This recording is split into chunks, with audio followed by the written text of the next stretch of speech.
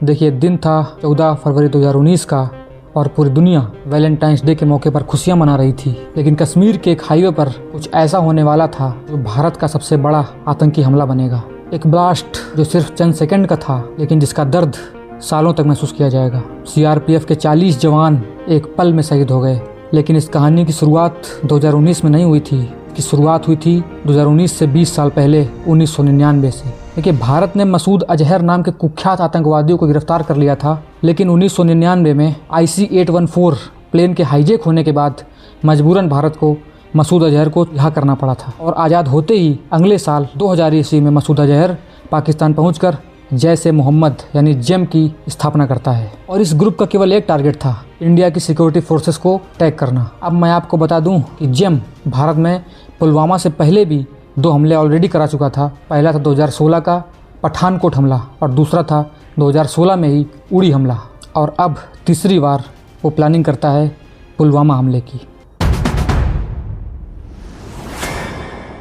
सोचने की बात तो ये थी कि पुलवामा का अटैकर कोई बाहरी इंसान नहीं था, वो कश्मीर का ही एक लोकल लड़का था, केवल 22 साल का, जिसका नाम था आदिल अहमद दार। और वो लड़का खुद भी पुलवामा के गुंडीबाग गांव का रहने वाला था। 2016 के प्रोटेस्ट के बाद वो धीरे धीरे कट्टर होने लगा और 2018 में वो एक बार अपनी साइकिल से घर से निकला और फिर लौट कर कभी घर नहीं आया। और अगले ही साल जेम ने उसका एक वीडियो रिलीज़ किया और उस वीडियो में वो ये कहते हुए दिखा कि मैं फ़िदायीन हूँ। अब यूँ तो फ़िदायीन का मतलब एक ज़माने में बहुत पवित्र होता था। फ़िदायीन का मतलब था कि खुद को कुर्बान करने वाला, अल्लाह के नाम पर, बड़े मकसद के नाम पर, अपने लोगों के नाम पर। लेकिन आज एक ज़माना है, आतंकवादियों ने फ़िदायीन का मतलब सीधे बना के रख दिया है सुसाइड बॉम्बर। इन्वेस्टिगेशंस के बाद मालूम चला कि उसे प्रॉपर ट्रेनिंग और एक्सप्लोजिव हैंडलिंग सिखाई गई थी। और जो बात मैं अब बोलने वाला हूँ शॉक कर देने वाली है, लेकिन बता दूं कि मैं बहुत सोच समझ कर बोल रहा हूँ। NIA की चार्जशीट के हिसाब से देखें तो इसमें लोकल्स भी शामिल थे, यानी भारत ने खुद में गद्दार पाल रखे थे। और ये सिर्फ एक सुसाइड बॉम्बर नहीं था, ये एक सोची समझी आतंकवादी प्लानिंग थी।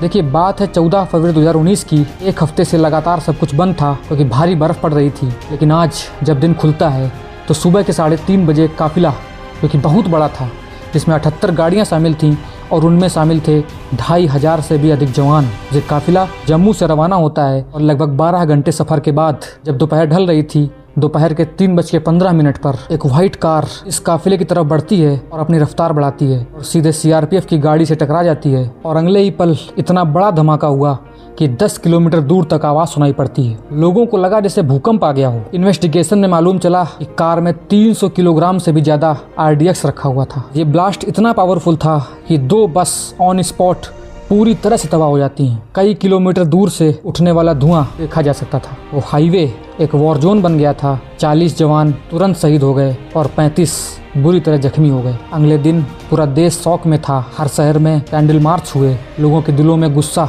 और दुख साथ में था। शहीद जवानों की बॉडीज को दिल्ली लाया गया। हजारों लोग फ्यूनरल्स में शामिल होने आए। इन्वेस्टिगेशन एजेंसीज ने मालूम कर लिया कि इसमें लोकल सपोर्ट भी इन्वॉल्व था। और फिर चालू होती हैं गिरफ्तारियाँ। और इस हमले के बाद भारत ने काफिले के मूवमेंट के संबंध में कुछ बड़े बदलाव भी किए। एयर सपोर्ट को बढ़ाया गया, हाईवेज पर सिक्योरिटी स्ट्रॉन्ग की गई। अगर सच माने तो पुलवामा ने भारत की स्ट्रेटजी जो भारत बनाया करता था आतंकवादियों के खिलाफ पूरी तरह से बदल के रख दी।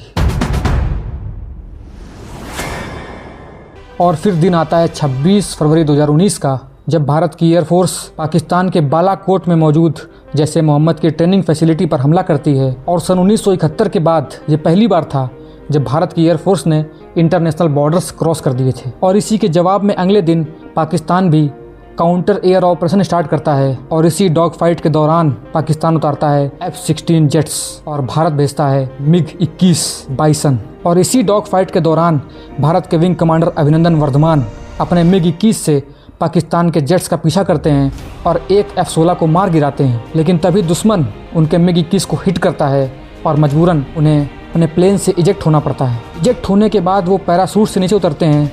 लेकिन शौक की बात ये थी कि वो उतरते हैं पाकिस्तान में। हालांकि एक्चुअली वो पाकिस्तान था नहीं, पाकिस्तान ने उसे ऑक्यूपाई कर रखा है, वो भी इंडिया का हिस्सा था। वहाँ की लोकल भीड़ उन्हें घेर लेती है और पाकिस्तानी आर्मी को सौंप देती है। पाकिस्तानी आर्मी उन्हें अपने अंडर कस्टडी ले लेती है। और इसी बीच उनका एक वीडियो वायरल होता है जिसमें वो बिल्कुल काम दिखाई पड़ रहे हैं। और इसी वक्त जो उनका फेमस डायलॉग जो उन्होंने कहा था, I am sorry, I am not supposed to tell you this. पूरी दुनिया उनके कंपोजर की तारीफ़ करती है। इंडियन डिप्लोमेट्स और इंटरनेशनल प्रेशर की वजह से 60 घंटे के अंदर 1 मार्च 2019 को पाकिस्तान उन्हें वापस कर देता है। वापस आने के बाद उन्हें वीर चक्र से नवाजा गया। पुलवामा हमला सिर्फ कोई न्यूज़ हेडलाइन नहीं था। उस दिन किसी ने पिता, किसी ने पति, किसी ने भाई और किसी ने अपना बेटा खो दिया। और उस दिन पूरे देश को ये बात समझ में आई कि सरहद सिर्फ नक्शे पर खिंची एक लकीर नहीं है, वहाँ पर खड़े होते हैं असली इंसान, उनके भी परिवार होता है, उनकी भी ज़िंदगियाँ होती हैं। पुलवामा के बाद बहुत कुछ बदल गया, सिक्योरिटी बदली, रिस्पॉन्सिबिलिटी बदली, पॉलिसीज़ बदली, लेकिन अब देश के लिए 14 फरवरी को वैलेंटाइंस डे नहीं आता, ब्लैक डे आता है, पुलवामा आता है। मैं आज अपने यूट्यूब परिवार की तरफ से उन 40 शहीद जवानों को दिल से सैल्यूट करता हूँ। जय हिंद।